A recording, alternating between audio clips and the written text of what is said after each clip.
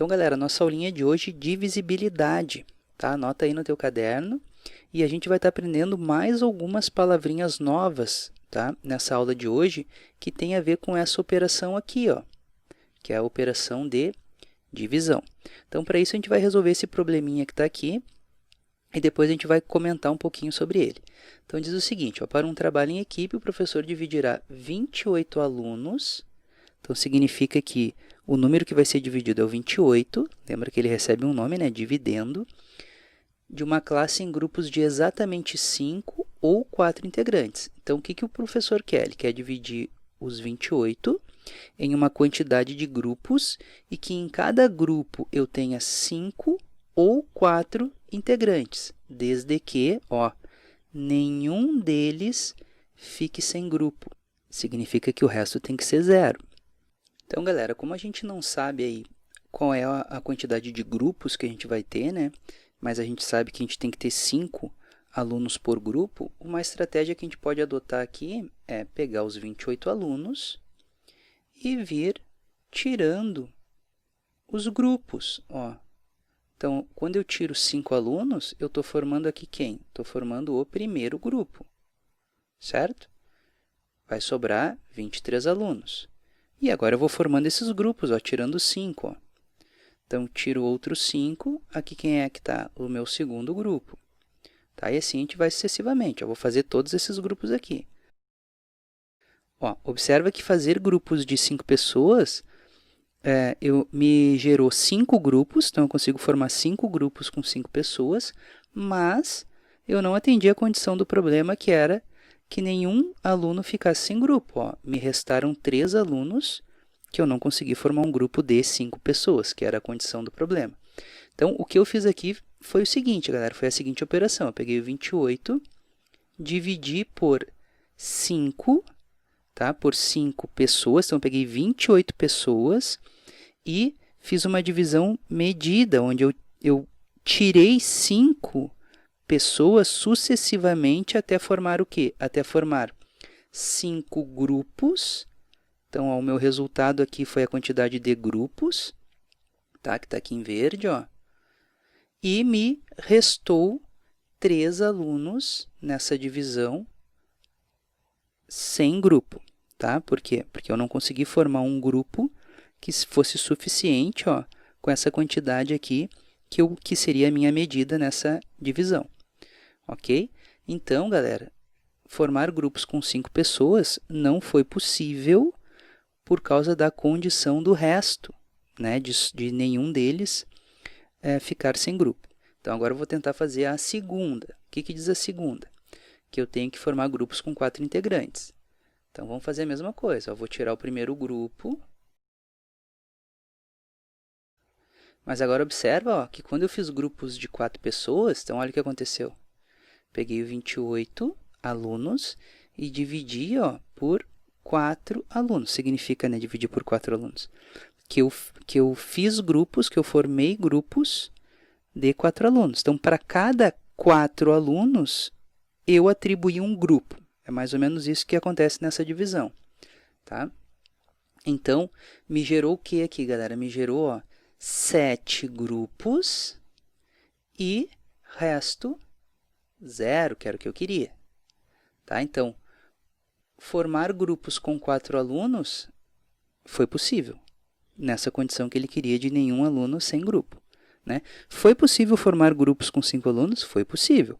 Só que sobraram 3 alunos sem grupo. Foi possível formar grupos com 4 alunos? Foi possível, 7 grupos. Mas, né, atendeu, além de ser possível, atendeu a minha condição de nenhum aluno ficar sem grupo. Bom, essas divisões a gente já está acostumado com elas. A divisão que deixa resto e a divisão que não deixa resto. A divisão que deixa resto, galera, são as nossas divisões não exatas. E as divisões que não deixam resto são as nossas divisões exatas. Até aqui a gente já está acostumado a fazer e a entender e a reconhecer quando a divisão é exata e quando ela não é exata. A nossa aula de hoje ela vai se concentrar nessa divisão aqui, ó, na divisão exata.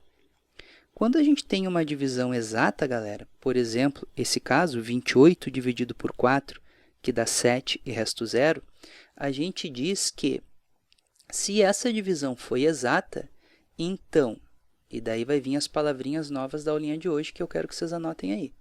A gente diz o seguinte, ó, que o 28 é divisível por 4. Entenderam? Ó, 28 é divisível por 4. Por quê? Pois deixou o resto 0, tá? Porque a divisão foi exata. Então, quando isso acontece, a gente pode afirmar, ó, que o 28 ele é divisível por 4. Além disso,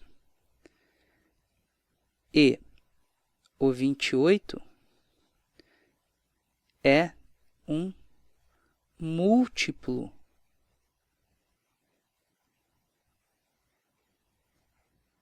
de 4.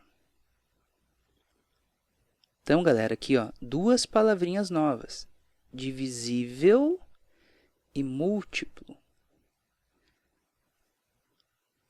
Quando numa divisão o nosso resto é 0, ou seja, quando eu tenho uma divisão exata, o meu dividendo ele é divisível pelo divisor e, ao mesmo tempo, o nosso dividendo ele é um múltiplo do nosso divisor. O que significa essas duas palavras? Ser múltiplo, galera, significa que esse número aqui, ó, o 28, ele está na lei do 4.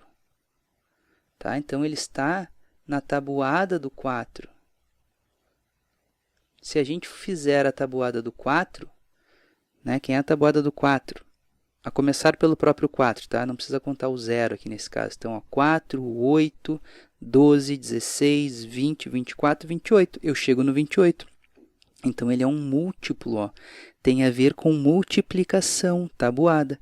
E o que significa ser divisível? Significa que o 28 pode ser dividido integralmente por 4, né? Que não vai sobrar ninguém nessa divisão. Ok? Então, fica aí, galera, ó, duas palavrinhas novas, tá? Divisível e múltiplo, dentro dessa operação que a gente já está careca de estudar. Por fim, galera, a gente ainda pode dizer uma terceira coisa, que o 4 é... Agora, o que o 4 é? Ó? Eu comecei antes relacionando o 28. Ó. Que o 4 é, ó, um divisor de 28. Mas isso a gente já tinha percebido, porque o 4 justamente era o meu divisor aqui, né? Então, se a divisão foi exata, de fato, ele é um divisor de 28. Tá? Mas essa palavra a gente já estava mais acostumado, né? Porque ela faz parte aí da nossa divisão, né? O divisor, o dividendo, o quociente. Então, aqui, ó, 3 relações que a gente tira das divisões exatas e que a gente vai ver um pouquinho melhor agora nos exercícios.